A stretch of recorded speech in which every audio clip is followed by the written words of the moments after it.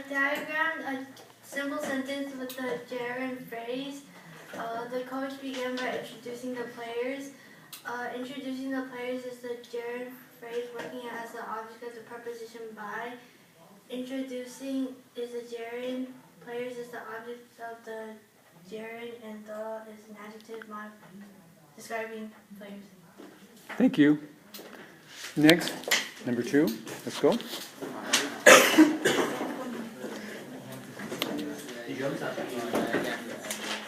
So we can just all imitate Claire's excellent performance.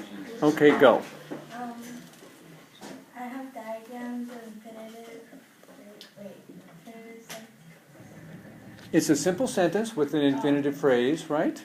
Okay, go. I have diagrammed the simple sentence with the infinitive phrase. Stephen has decided to go early to college. To go early to college is the infinitive phrase working as a direct object. Early is an adverb modifying the infinitive phrase to go, and to college is a preposition phrase describing the infinitive phrase to go. Okay, thank you. It's an infinitive phrase working as an adverb telling us where. Huh? It's to go to college. Okay. So I'm just keeping this Are you going to record the number 7? Oh, maybe I'll have someone else hold it. Okay. Brian, do you want to say your names? No. Hi, I'm Brian. No last names. Okay, go. Stand closer to your diagram. There you go. Go. I diagram a simple sentence in an infinitive phrase. Some students live to play video games. To play video games is an infinitive phrase working as an adverb telling why some students live. To play is the infinitive. To play what? To play games. Therefore, games is the object of the infinitive to play. Video is an adjective describing the end games. Thank you. Okay. Mindy, do you want to hold this? You want to do this? Come on, you be the camera person, Mindy. Come on. I'm gonna get some work out of you. What? Just stand right here and get it well framed. You can say, come on. Here. Great. You have steady hands, right? Okay. So Andy, you're doing number 4. You have to get Andy and number 4 there. Get him in there. Okay. Go. I diagrammed the sentence with the participial phrase. Knocking loudly, the police awakened everyone. Knocking loudly is a participial phrase. Knocking is a participial. Loudly is an adverb telling how the police were knocking. Is an adjective describing the police. Well, knocking. Okay, start again and say is a participial phrase working as an adjective describing the noun police, right? Okay, take 2, go. Hi, I'm Andy. Okay, I diagrammed the sentence with the participial phrase. Knocking loudly, the police awakened everyone. Knocking loudly is a participial phrase. Knocking is an adjective. Working as an adjective describing the noun police, right? Knocking loudly is a participial phrase working as an adjective describing the noun police. Knocking is a participial. Loudly is an adverb describing telling how the police were knocking. Thank you. Number 5.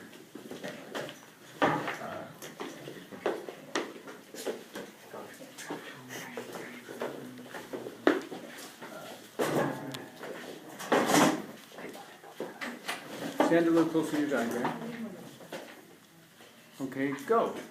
I diagrammed the adverb clause. Mary hid it where no one would find it. Where no one would find it is the adverb clause. Where is this the word in? It's an adverb clause of what? Adverb clause of time. Of time? Place. Start again. Take 2. I diagrammed the adverb clause. No, you diagrammed a complex sentence with an adverb clause. Take 3. I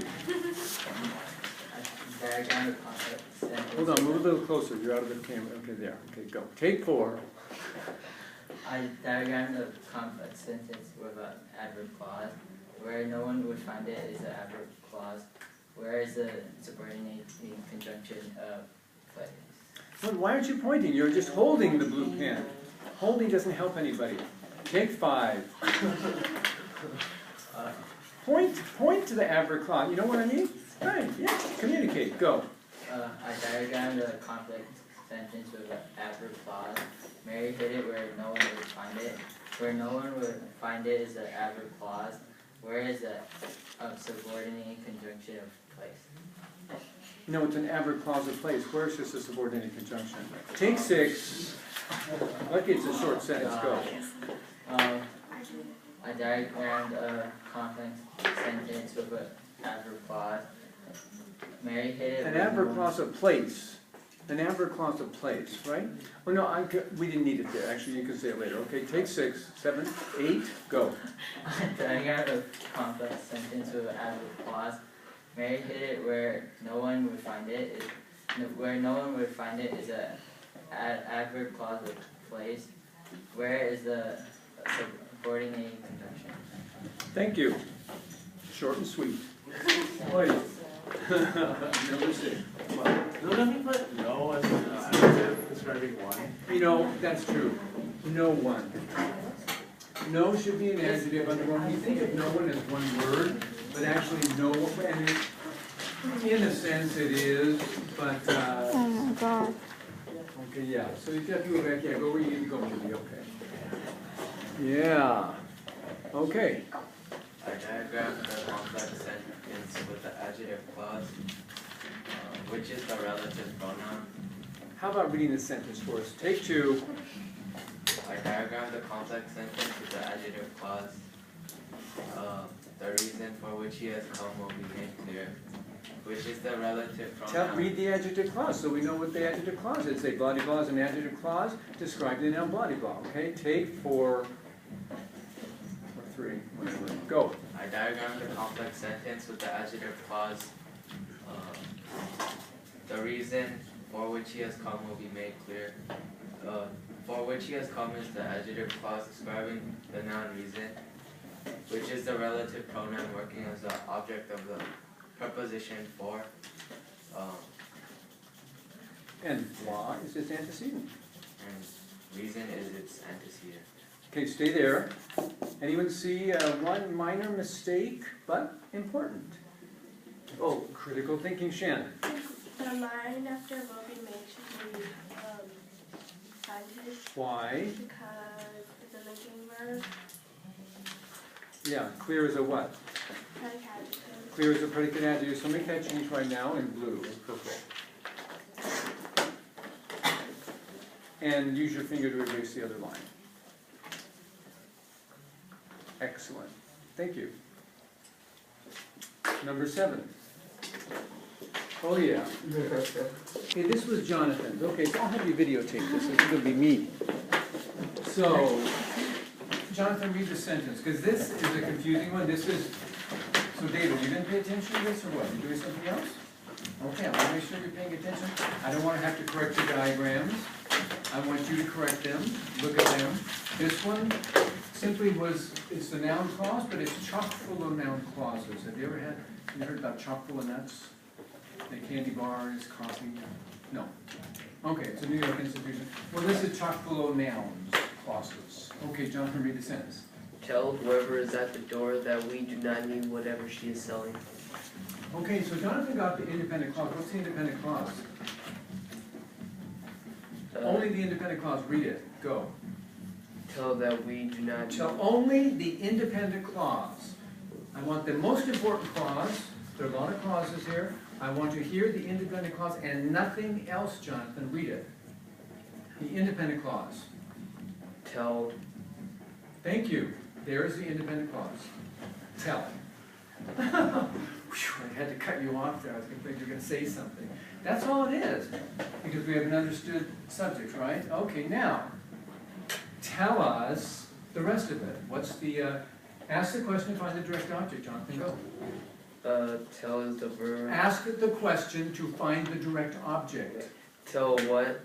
Tell that we do not need. Okay, good. Tell that we do not need. What did you learn? We learned that. That we do not need is the direct object. Okay, now, coming up to this noun clause, ask the question to find the direct object of your noun clause. That is itself working as a direct object. Go.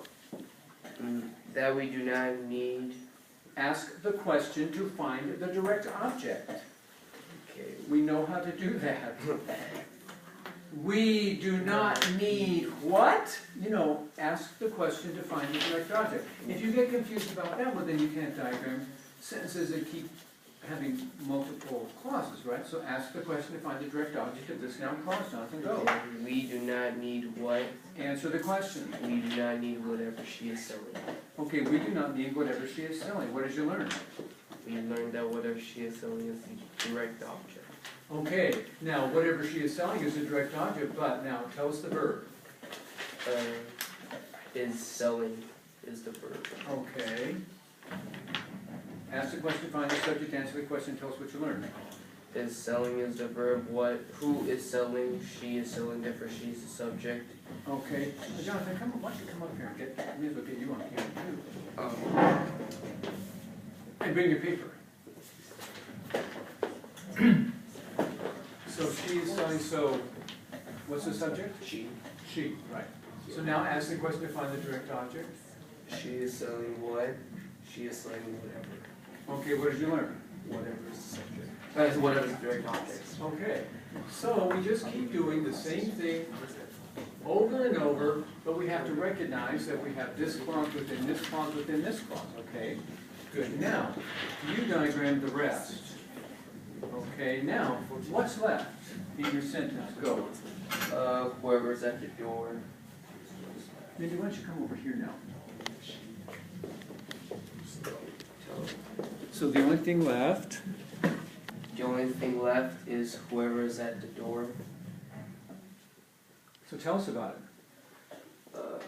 Whoever is at the door is working as a Is a what working as a what? is an adverb clause. It is not. There's no subordinated conjunction, you can't say that. Is an adjective clause. There's no relative pronoun. It's not modifying a noun. What is this clause doing? Whoever is at the door, what is this noun clause doing? It's either the subject, direct object, indirect object, and a positive, object complement. Those are the things nouns can do. Tell whoever is at the door. What if I said, tell Jonathan we do not need whatever he is selling? What's Jonathan? Eric? The The daydreaming? direct object. The what? Direct object. We already have a direct object. Darren? Listen, this is a simple question. You're not paying attention. Shannon? It's an indirect object receiving the direct object. Tell Jonathan no. No is the direct object. Jonathan is the indirect object because he's receiving the answer no. Right? So tell whoever's at the door. Right? We have a bunch of words. But we're still, tell Jonathan. Tell whoever's at the door. Right? Right? Right, Ronald? Did you get this? Or, no. No. I got the indirect part. Good. So, it's the indirect object. So diagram it, that noun clause like an indirect object. Go.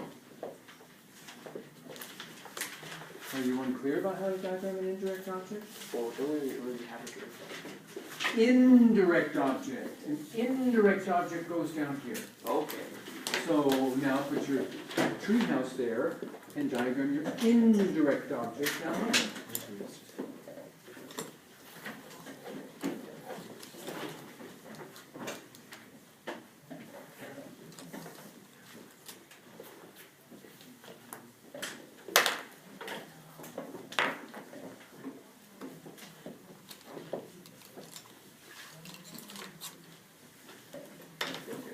All right, now read the sentence. Tell And whoever. point to each word as you read it. Tell whoever is at the door that we. Try to put an expletive. It's okay, keep reading. That we do not need whatever she is selling. Okay, put in your expletive.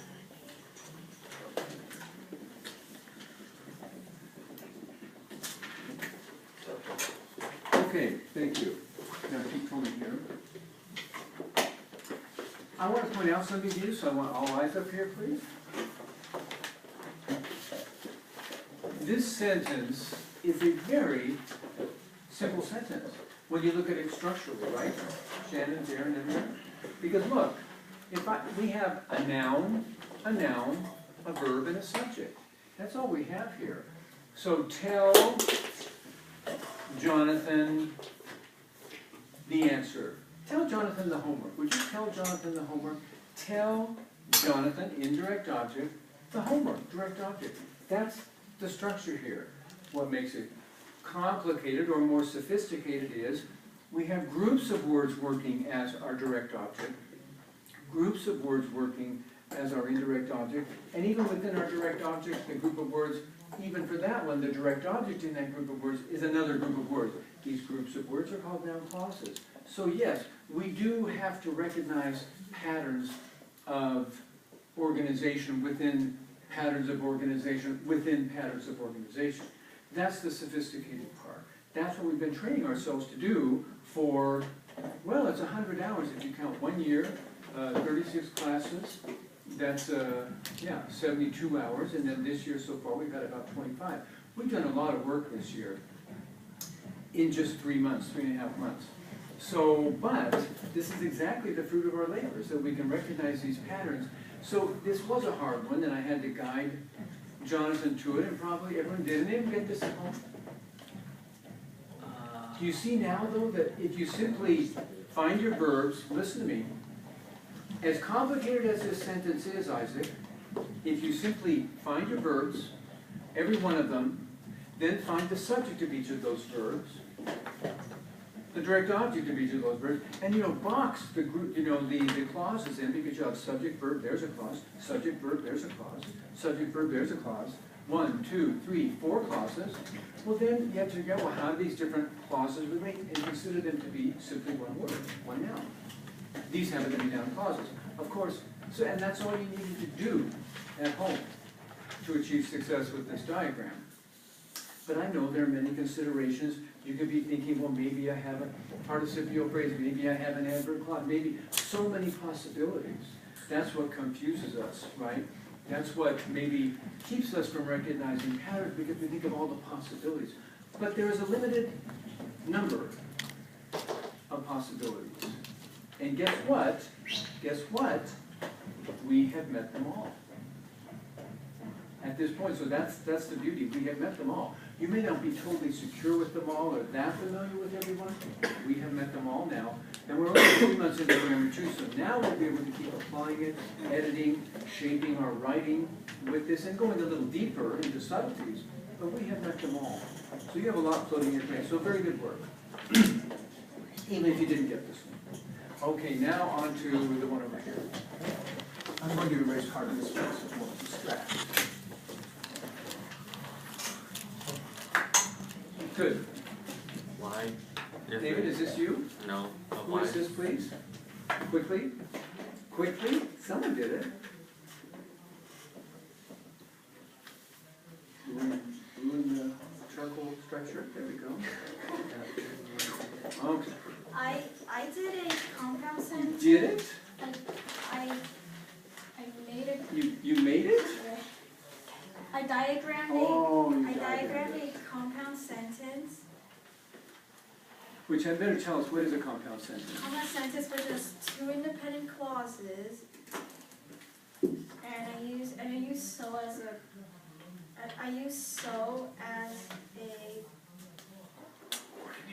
coordinating conjunction.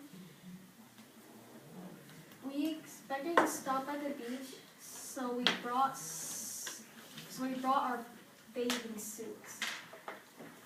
Expect is the verb. We just tell blah blah blah is the first independent clause, blah blah We blah is the second expected- independent clause, we and they are joined by expected the to- comma and the coordinating conjunction blah blah. That'll be edited out. Go. We expected to stop at the beach. Is the first independent clause. So we brought our bathing suits as the second independent clause, And they are joined by. and they're joined by the coordinating conjunction so. Not enough. If you do that, we need the comma and the coordinating conjunction sir. So say that again. And they are joined by. And they're joined by a comma and the coordinating conjunction so. Okay, very good. Look at the letter.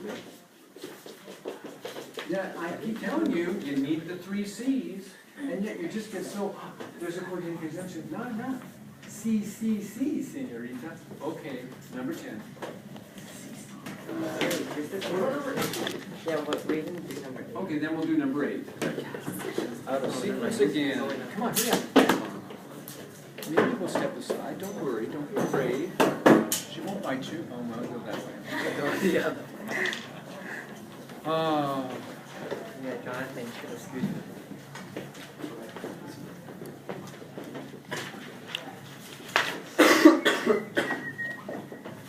Ronald, don't listen. Okay. Purple pen in hand. Go. I diagrammed a compound complex sentence containing 2 independent clauses and an adverb clause. The sentences. I didn't get the paper. Huh? I forgot the sentence. Hold on. Who has the typewritten sheet handy? Here.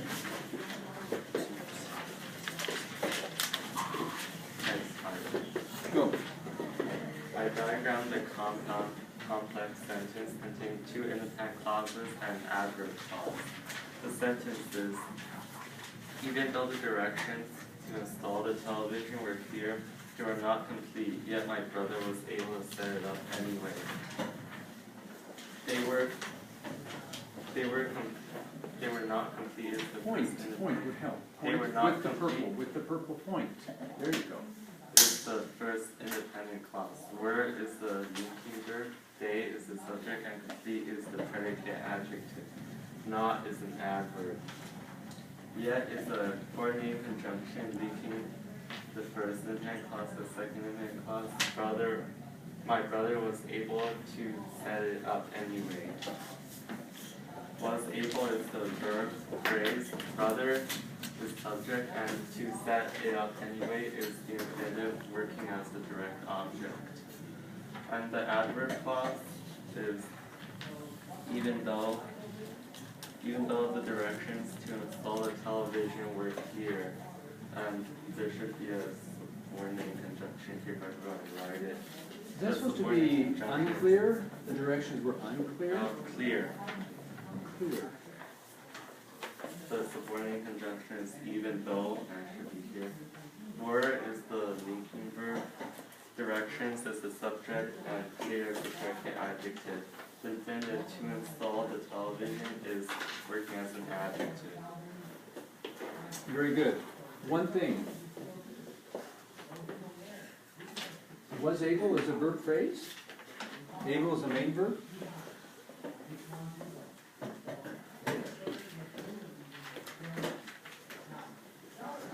No, able is a predicate adjective.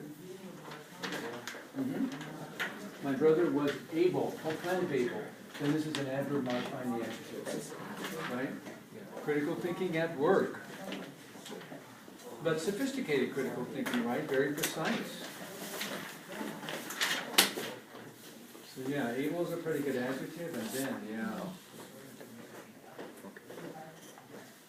Oh, long roots. Long roots. Well, okay, so now your infinitive is working as an adverb modifying the adjective. Okay, very good work. So in all these diagrams now, we have every pattern here in all these diagrams. You made, very few mistakes. So good. So you see, we're definitely making progress and recognizing these patterns, and this is the limit, basically. There's one other thing we haven't learned that we'll learn later called the nominative absolute, but it's something that doesn't really apply to any of this. It sort of stands alone, like a comet, like a renegade asteroid or something, So we'll talk about that later. So, very good. So, signing off. Thank you, Mindy.